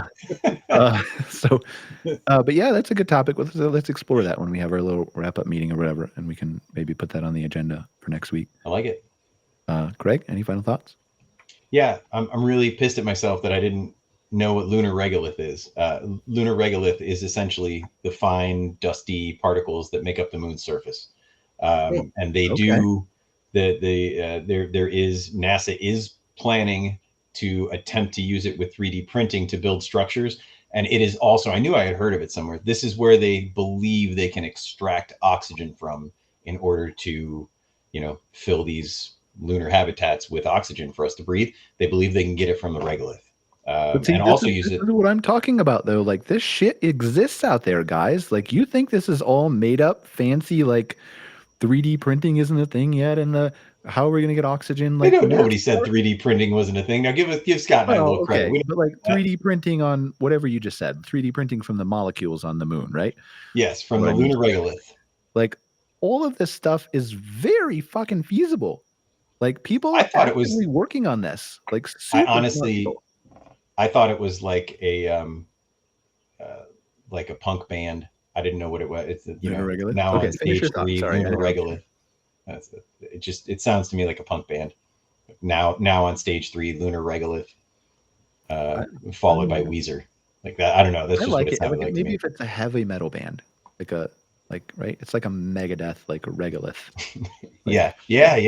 Oh, that's a good one too. Yeah, I like that. Okay, finish your thought. Sorry, I interrupted you. No, that I have no thoughts. That's it. That's the end of my thoughts. I'm out of them. I have one in more 30 question for you seconds, before I've we shut go down. briefly, Scott. When do you think we will know how this year is going? How long is it going to take for us to get the data? Is it April? Is it May?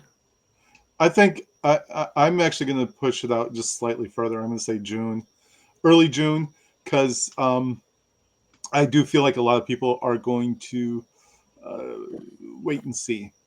They're going to take the next few weeks, take a wait and see approach.